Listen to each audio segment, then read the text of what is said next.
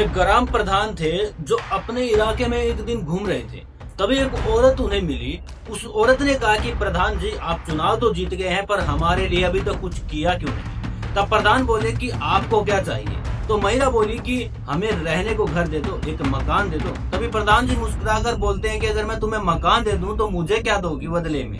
तो वह महिला मुस्कुराकर बोलती है कि प्रधान जी, जो आप मांगोगे वो मैं देने को तैयार हूँ, बस तुम मेरा मकान बनाकर दे दीजिए।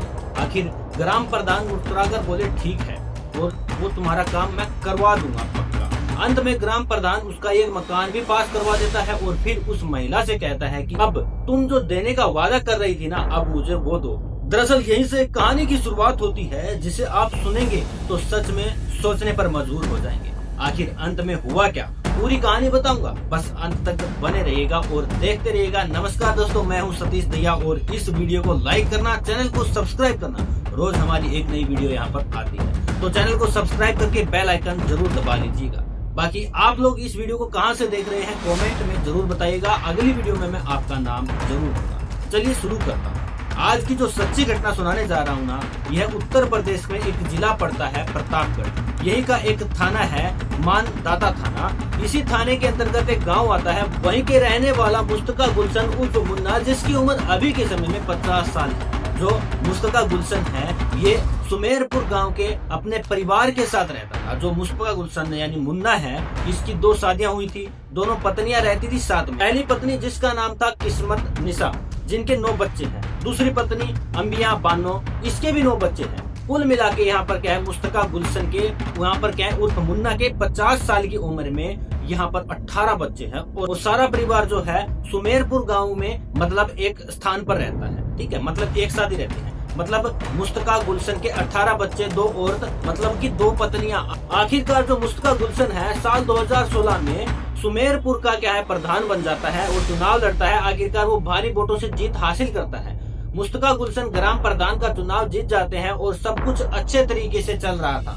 अब प्रधान बन गए थे, पैसे भी आ रहे थे और गांव का विकास भी करा रहे थे। इसी बीच गांव प्रधान यहाँ पर मुस्कुराते हुए टहल रहे थे, गांव में घूम रहे थे। तभी एक महिला जो कि जिसकी उम्र अभी 24 साल या 25 साल ही होगी, वह ग्राम प्रधान को रोकती है और कहती है कि ग्राम प्रधान जी, अभी तक आपने हमारे मकान को पास नहीं करवाया है। दरअसल उस महिला का नाम सुमन गौतम है, जो कि अपने पति के साथ रहती है। लेकिन गरीबी की वजह से सुमन गौतम के जो पति है, वह बाहर काम करने के लिए बाहर गए हुए थे। सुमन गौतम जो है अपने एक बच्चे के साथ घर में रहती है।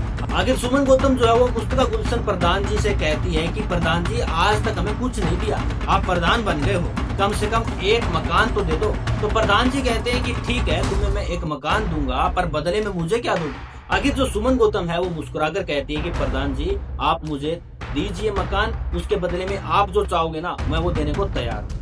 आखिर प्रधान कहता है कि ठीक है, तो तुम देने के लिए तैयार हो जाओ, मैं तुम्हें तुम्हारा मकान दिलाऊंगा। आखिरकार जल्दी ही मकान का फॉर्म भरता है मुस्तका गुलशन और बहुत जल्द ही जो है वो सुमन गौतम का मकान पास हो जाता है। मकान बनने भी लगता है और बनकर तैयार भी हो जाता है बहुत जल्दी ही। आखिरकार अब प्रधान जो है मुस्तका गुलशन जो है सुमन गौतम से कहता है कि अब आपका मकान जो वादा किया था ना, वो तैयार है। मैंने तो जो कहा था वो मैंने पूरा कर दिया है। अब जो तूने कहा था कि मेरा मकान तैयार हो जाएगा तो मैं तुमको दूंगी। तो आखिरकार जो सुमन गौतम कहती है कि हाँ, मैंने कहा था आपको देने के लिए, आपको क्या चाहिए, बस यही बता दो। मुस्तका गुलशन बोलता है कि हंसते हुए बोलता है कि ठीक है, जो तुम तुम्हारे पति को देती ना, वही मुझे भी दे दो। सुमन गौतम कहती है कि प्रधान जी, आप मार खाएंगे, मेरे पति अगर जान जाएंगे ना तो फिर समझ लीजिएगा कि अच्छा नहीं होगा। मुस्तका गुलशन बोलता है कि भाई कौन जानेगा, मेरे और तुम्हारे सिवा कौन जानेगा इन सब चीजों को, चलो ना नई घर की नई शुरुआत करी जाए। आखिरकार सुमन गौतम है मुस्कुराती है और कुछ कह नहीं पाती है। मुस्तका गुलशन जो है सुमन गौतम को पकड़ लेता है और फिर यहीं से शुरू हो जाता है रिश्तों का खेल। आखिरकार जो प्रधान है मुस्तका गुलशन और सुमन गौतम के बीच में रिश्ता बन जाता है और एक ये सिलसिला थमने का नाम ही नहीं रहता है। जो गुलशन है वो जब भी वक्त मिलता सुमन गौतम के घर आ जाता और वहाँ पर सुमन गौतम के साथ जो पति तो रहते नहीं थे, कोई रोकने टोकने वाला नहीं था। यह रिश्ता वो दोनों तरह से चला रहा था, सब कुछ सही तरीके से चल रहा था, किसी को कानू कान खबर नहीं थी। मुस्तका गुलशन जो है सुमन गौतम के ऊपर खूब पैसा भी खर्च कर रहा था। पैसे तो आते ही थे क्योंकि ग्राम प्रधान तो था, पैसे आते थे, भाई सुमन गौतम को भी देता था, नई नई साड़ियां लाता था और खाने पीने के लिए भी अच्छा खासा उसके लिए वो क्या है लाता जाता था। ठीक है, सुमन गौतम भी खूब मजे करती थी, सब सही तरीके से चल रहा था। इधर वक्त बीतता है, अब जो मुस्तका गुलशन है इसकी प्रधानी धीरे धीरे खत्म होती है और 2021 आ जाता है। मुस्तका गुलशन जो है अपने काम के दम पर फिर से चुनाव लड़ते हैं पर हार जाते हैं। 2021 में चुनाव हार जाते हैं, दूसरा कोई व्यक्ति प्रधान बन चुका था, लेकिन जो मुस्तका गुलशन है अभी भी सुमन गौतम से बात करते, उससे मिलते और उसके साथ जो है वो सिलसिला चल रहा था। धीरे धीरे इधर 2025 बीत जाता है, 2026 आ जाता है और मुस्तका गुलशन जो है फिर से चुनाव की तैयारी कर रहे थे। इसी बीच जब भी उसका मन करता वो मुस्तका गुलशन जो है अपनी प्रेमिका सुमन गौतम से मिलने के लिए वो चला जाता मिलने, जबकि इनकी पहली 2 पत्नियां भी है और 18 बच्चे भी हैं। कुल मिलाकर बेटा बेटी इनके 18 हैं। आखिरकार जो सुमन गौतम है मार्च 2026 को अपने मायके चली जाती है।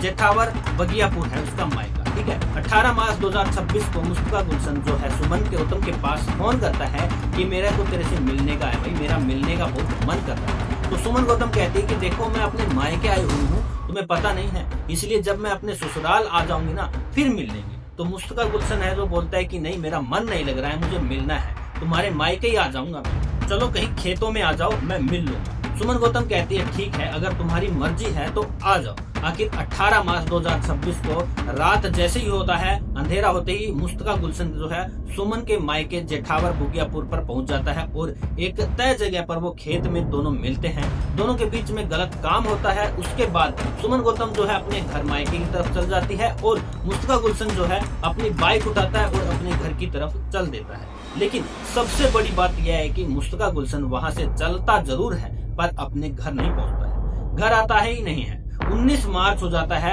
मुस्तका गुलशन के कुल 18 बच्चे हैं, सभी लोग उसकी वेट कर रहे हैं। लगभग बहुत सारे टाइम उन्होंने बिता दिया, अभी तक आया क्यों नहीं। उसका फोन मिला रहे हैं कि भाई हमारे फादर आए नहीं है, मेरे पति नहीं आए, उसका फोन बंद आ रहा था। वो पता करने की कोशिश करते हैं, रिश्तेदारों में पता करते हैं, कहीं भी पता करते हैं, लेकिन कहीं पता नहीं चल रहा था कि मुस्तका गुलशन आखिर गया तो गया कहाँ। सब लोग सोचते हैं कि आखिर चुनाव का भी समय आने वाला है और क्या हो गया है, अचानक कहाँ पर गुम हो गए। आखिरकार जो घर वाले हैं 19 मार्च को जो थाने जाते हैं, थाने में रिपोर्ट दर्ज कराते हैं। पुलिस जो है वह मुस्तका गुलशन की खोजबीन करना लगती है कि आखिर वह गए तो गए कहाँ। अब पुलिस अधीक्षक जो सिलेंडर लाल है वो क्या करते हैं कि मुस्तका गुलशन का मोबाइल नंबर लेते हैं, उसका कॉल रिकॉर्ड वगैरह निकालते हैं और जांच पड़ताल करने लगते हैं कि भाई आखिरी बात किससे हुई थी। तो पता चलता है कि भाई आखिरी बात तो सुमन गौतम से हुई थी।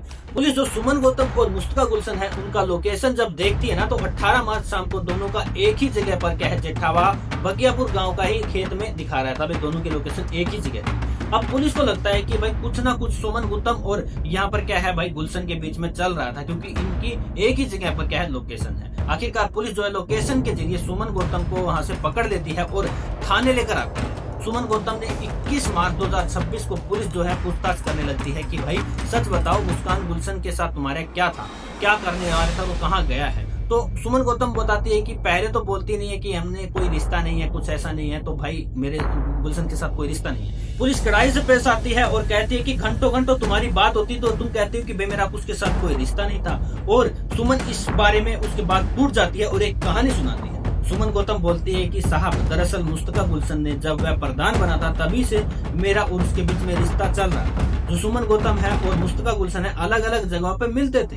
जो प्रधान था मुस्तका गुलशन वह पैसे भी खर्च किया करता था सुमन के ऊपर। सब कुछ सही तरीके से चल रहा था, लेकिन इधर जब वक्त बीतता है 2021 में जो मुस्तका गुलशन है वो चुनाव हार जाता है, लेकिन अभी भी सुमन गौतम से मिला करता था। अब सुमन गौतम जो है मुस्तका गुलशन से कम बात करना चाहती थी, कम बात करती थी। अब मुस्तका गुलशन जो है सुमन गौतम के ऊपर कम पैसे खर्च किया, मतलब पैसे अब उसके पास होते ही नहीं थे ज्यादा, क्योंकि प्रधान तो रहा नहीं था भाई, वो अब पुराना प्रधान बन चुका था जो ज्यादा पैसे भी नहीं दिया करता था। तो सुमन जब पैसे मांगती तो वो कोई ना कोई बहाना बना दिया करता था कि मेरे पास पैसे नहीं।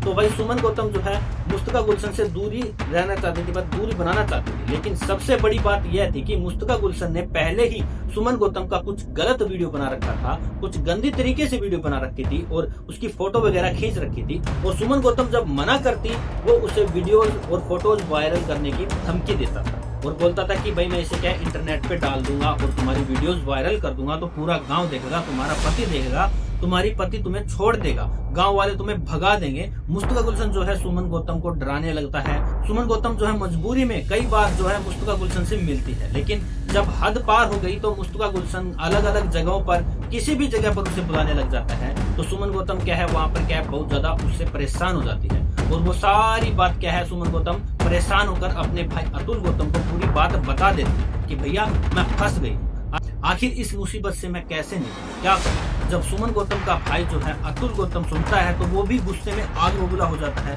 वह अपनी बहन को अपने घर बुलाता है, यानी अपने मायके। सुमन गौतम पहुंचती है और फिर जो मुस्तफा गुलशन है मिलने की जिद कर रहा था, तो सुमन गौतम से वो उसका भाई बोलता है कि भाई इसे बुलाओ, ठीक है, और इसे मिलने खेतों में जाओ। आखिर 18 मार्च को मुस्तफा गुलशन जो है सुमन गौतम से मायके जाता है मिलने के लिए खेत में। सुमन गौतम भी आती है, पर अतुल गौतम अपने एक दोस्त अरुण गौतम के साथ जो है डंडा लेकर वहां पर छुपा हुआ बैठा था। जैसे ही मुस्तफा गुलशन जो आता है, वो सुमन गौतम दोनों बात करने वाले ही थे और संबंध बनने वाले थे, तभी जो है अतुल गौतम और अरुण गौतम हमला कर देते हैं। और फिर सुमन गौतम, अरुण गौतम और अतुल गौतम तीनों मिलकर के मुस्तफा गुलशन के ऊपर हमला करने लगते हैं।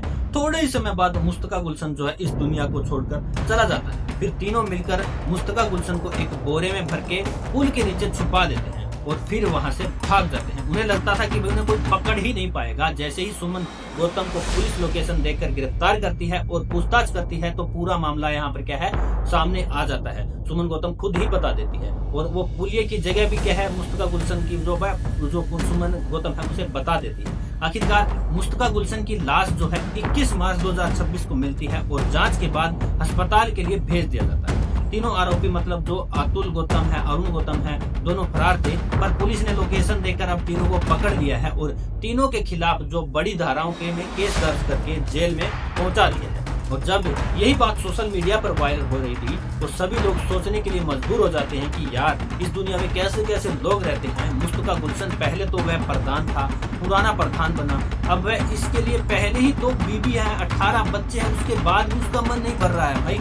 वो किसी तीसरी के साथ भी गैर संबंध बना रहा है। सुमन गौतम भी पहले जब पैसे मिल रहे थे तब तो वो खुशी खुशी उसके साथ संबंध बनाती थी, लेकिन बाद में उसके पास पैसे खत्म हो गए तो वो ड्रामा करने लगी। बाकी आप लोगों की क्या राय है इस पर, आप अपनी राय कमेंट बॉक्स में जरूर बताना। और जल्दी मिलते हैं किसी नई वीडियो के साथ, नए केस के साथ। तो चैनल को सब्सक्राइब करके जरूर रखना और अपने आसपास सेफ रहना, सुरक्षित रहना। धन्यवाद।